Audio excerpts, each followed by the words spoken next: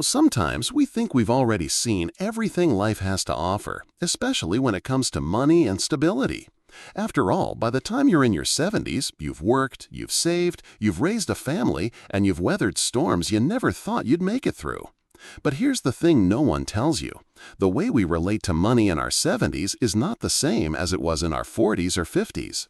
Back then, security meant growth, building, planning for a future that still stretched endlessly ahead. Now, security feels different. It's about peace. It's about being able to rest at night without that quiet unease whispering in your chest. Will it really be enough? That whisper grows louder with age, not because you've done anything wrong, but because time changes the way we see ourselves and our needs. What once felt like plenty may now feel fragile, uncertain, even a little frightening. And that fear isn't just about numbers, it's about dignity, about knowing you won't have to depend on others more than you wish to. There's a subtle but profound shift that comes with aging. We stop asking, "How much can I make?" and start asking, "How much do I really need to feel safe?" It's not greed, it's the desire for calm. And calm at this stage of life is worth more than any currency. You might find yourself thinking back to choices you made decades ago, jobs taken or not taken, savings plans you started or didn't start, and wondering how those decisions ripple through today. That reflection can bring regret, but it can also bring gratitude. The truth is, every step you've taken brought you here, to this moment, to this wisdom. So instead of asking whether you did enough back then, perhaps a gentler question is, what can you do today to give yourself comfort for tomorrow? You see, pensions aren't just about money, they're about memory. Each one carries the echo of a time in your life. The government pension, tied to years of steady contribution. The workplace pension, reminding you of long days and proud efforts. Maybe even a private plan you set aside in moments of discipline. Together, they weave a story. And when you collect them, it's almost like gathering pieces of yourself, proof that you lived, worked, and built something lasting. It's easy to feel that all this talk about pensions belong to financial advisors in suits or government offices full of paperwork. But really, it belongs to you. It belongs to the life you've lived and the years you still have ahead. The question is not simply how much is there, but rather what kind of peace can it bring me today and tomorrow? And peace looks different for everyone. For some, it's the ability to pay bills without worry. For others, it's being able to buy fresh fruit each week, or set aside a little to help grandchildren. And for many, it's knowing that no matter what surprises aging brings, because they will come, there will be something steady to lean on. So maybe take a quiet moment and ask yourself, when you think about your financial future, what feelings rise first? Is it calm or is it unease? Do you see your pensions as anchors of security or as questions you haven't yet answered? There's no judgment in those questions, only an invitation to listen more closely to what your heart needs now, not what it needed 20 years ago. And I would love to hear from you. Tell me, where do you live and how does the pension system work in your country? It's always enlightening to see how different places shape the way we age and how we find our own sense of balance within them. One of the most overlooked truths about financial security in our later years is that it rarely comes from just one source. Relying on a single pension can feel like standing on one leg. You may balance for a while, but eventually the strain becomes tiring. Stability, real peace of mind, often comes when there are several supports beneath you. It's not about wealth or chasing after more.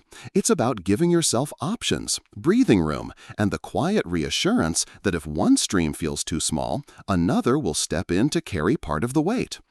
I once spoke with Mary, a 72-year-old woman who had spent most of her life believing her government pension was all she had. For years, she stretched every dollar, cutting corners on groceries and skipping outings with friends, because she thought that was simply her lot in life. Then one day, during a conversation much like this one, she decided to look back over her working years. She remembered her very first job in her 20s, a modest position in a small company that seemed insignificant at the time. To her surprise, when she reached out, she discovered she was entitled to a small workplace pension she had completely forgotten about. It wasn't a fortune, about $200 a month, but for Mary, it was life-changing. That extra amount meant she could buy fresh produce without guilt, treat herself to a coffee with friends, and even save a little for Christmas gifts. It wasn't about the number, it was about the feeling of breathing again after years of holding her breath. That's the power of combining different sources.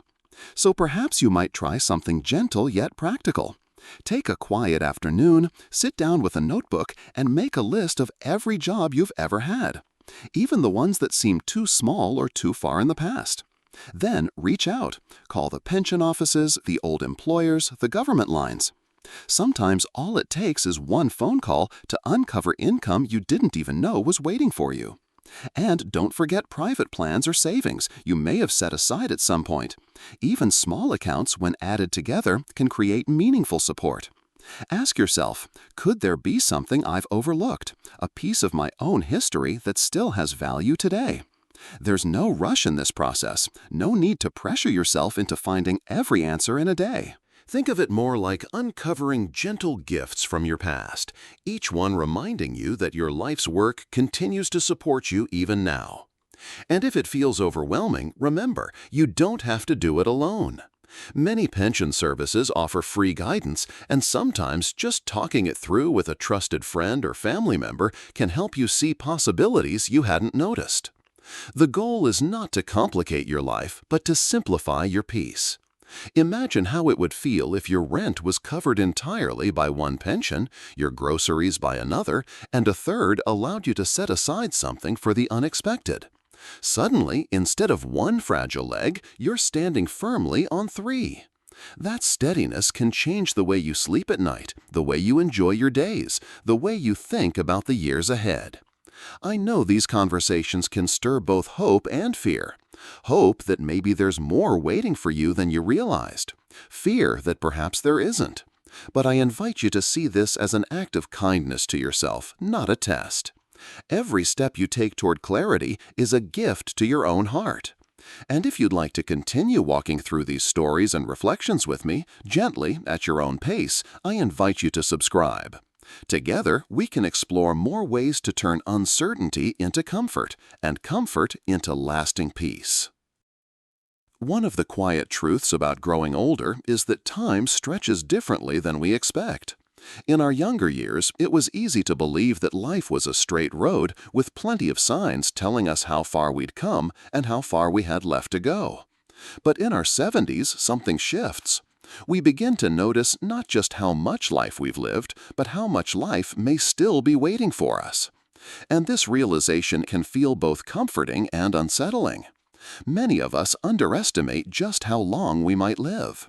We think in short horizons, 5 years, maybe 10, when in reality, it's not uncommon today for someone in their 70s to live another 15 or 20 years, sometimes even more. Doctors and researchers remind us that medical advances, better diets, and improved awareness of our health mean that longevity is no longer a rare blessing, it is often an expectation. This is beautiful in many ways, but it also carries a hidden weight. How do we ensure our pensions, our savings, and our energy last as long as we do? I've met people who, in their mid-70s, told me they were only planning for the next few years. But then those years passed, and they found themselves at 80, still here, still very much alive, but with fewer resources than they needed. It's not because they failed, it's because no one encouraged them to think of their future self at 90. Perhaps you've never really asked yourself, what if I live to be 90 or even 95? How will I want my days to look then? Will I still be able to choose what I eat, where I live, and what little pleasures I allow myself? These are not questions meant to frighten you. They are gentle invitations to honor your future self with the same care you give your present one. Aging, after all, is not just about looking back at what's behind us. It's about preparing soft places to land as we keep moving forward. And pensions play a vital role in this. They are not simply monthly checks, they are lifelines stretched across the years ahead, helping to ensure that your life retains its dignity, independence, and sense of choice. Imagine this. Instead of thinking of your pension as something for now, you begin to see it as a bridge. Each payment carries you one step further, not just for today's needs, but for tomorrow's uncertainties. With this perspective, the question changes. It's no longer, do I have enough for today, but will I still feel secure when my body slows, when doctor visits become more frequent, when the small extras, a taxi on a rainy day, a new pair of comfortable shoes, make all the difference to my well-being? This shift in thinking is not about living in fear. It's about living in kindness toward your future self. Sometimes, kindness means setting aside a little now so that the person you will be at 85 can smile with relief, whispering a thank you back to the person you are today. And let me reassure you, you don't need to have everything figured out. Even small adjustments can ripple across the years in powerful ways. Choosing to manage your pensions with the awareness of longevity is less about numbers and more about respect for the life you're still living and the years that may still unfold. So maybe take a quiet moment, perhaps with a cup of tea, and simply ask yourself, if I were to live to 90, what would I want my life to feel like? Not just what I could survive on, but what would give me peace, comfort, and joy? These questions open doors, not to pressure you, but to gently remind you that your story is still being written, and your pensions are part of the ink that makes sure the pages ahead are steady and secure. One of the most liberating things you can do for yourself at this stage of life is to bring clarity to your finances, even if the numbers don't look as large as you once wished they were. Uncertainty weighs heavier on the heart than any bill ever could. And when you replace uncertainty with clarity, the fear that often lingers in the background begins to dissolve. Managing pensions is less about complicated financial strategies and more about creating a simple picture that helps you feel grounded and secure. A gentle way to begin is to take a piece of paper and write down every pension you receive. Don't worry about the size of each one, just acknowledge them, almost as if you were thanking them for being there. Seeing them side by side brings a sense of order. Then make a list of your main expenses: the roof over your head, the food on your table, the medicines you need, the electricity that warms your home. These are not just numbers, they are the foundations of your daily life, the things that give you safety and dignity. Once you have both lists in front of you, match them. Perhaps one pension covers your rent, another might take care of food. A third can become your comfort fund, the money you keep aside for the doctor's visit, the new glasses, the taxi ride when walking is too hard. It is not about creating perfection, it is about creating a sense of calm. When each pension has its purpose, it feels less like money slipping through your fingers and more like steady hands supporting you where you need it most. I remember speaking with a man named Robert, 75, who felt constantly anxious about money. He told me, "Every month I get the payments, but I never know if I'm using them wisely. I feel like I'm always just reacting." When he finally sat down and assigned each pension a role, one for household costs, one for daily living, one for unexpected needs, he said it was like a fog lifting. "I didn't suddenly have more money," he smiled, "but I finally felt I was in charge of it, not the other way around." That's the gift of structure. It transforms anxiety into peace. Perhaps ask yourself, do you know right now which pension pays for what? Or do they all just flow into one place, leaving you unsure where it all goes? This isn't a question to make you feel guilty, only an invitation to see whether more clarity might ease your heart. Even if you only take one step, such as setting aside part of one pension for unexpected costs, you will begin to feel the shift. Small steps, repeated gently, create a steady rhythm that carries you forward. There is no pressure to overhaul everything overnight. Think of it as tidying a drawer. You take things out, put them in order, and suddenly you can breathe easier. Managing pensions is much the same. By assigning them roles, you create not only financial stability, but also emotional stability. Because when you know that your essentials are covered, you can allow yourself little joys without guilt.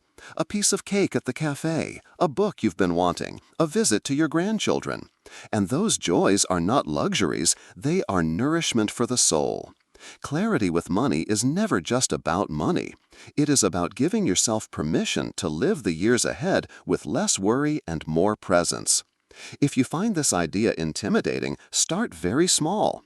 Write one pension on a piece of paper and ask yourself, what do I want this one to take care of? That's all.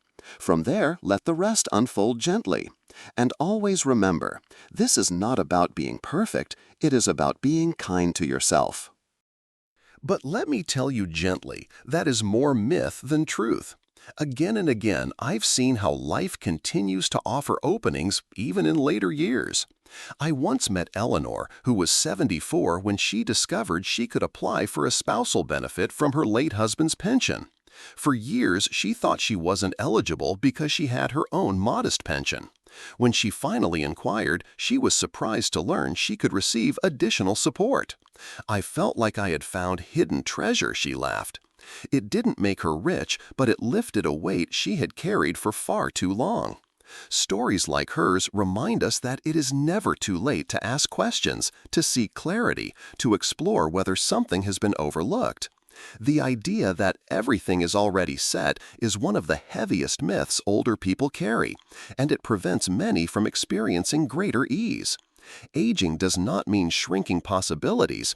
It means approaching possibilities differently, with wisdom instead of haste, with curiosity instead of fear.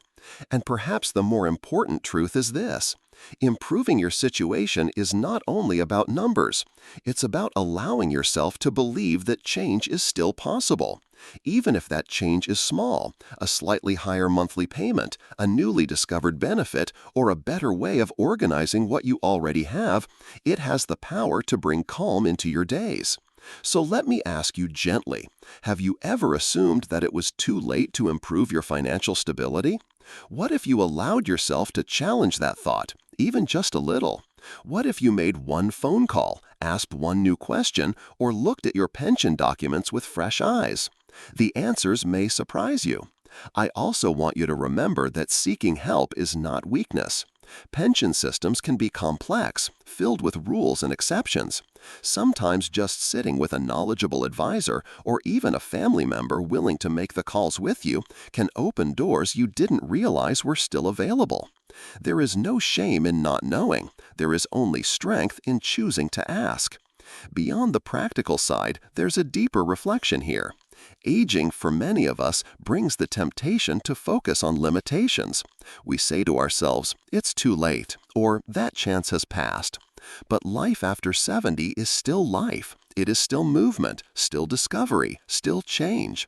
To recognize that possibility is to honor yourself as someone still growing, still capable of receiving more than you once thought.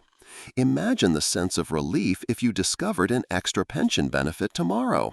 Imagine the dignity of knowing you had just a little more to rely on, not because you went back in time to change the past, but because you allowed yourself to stay open in the present.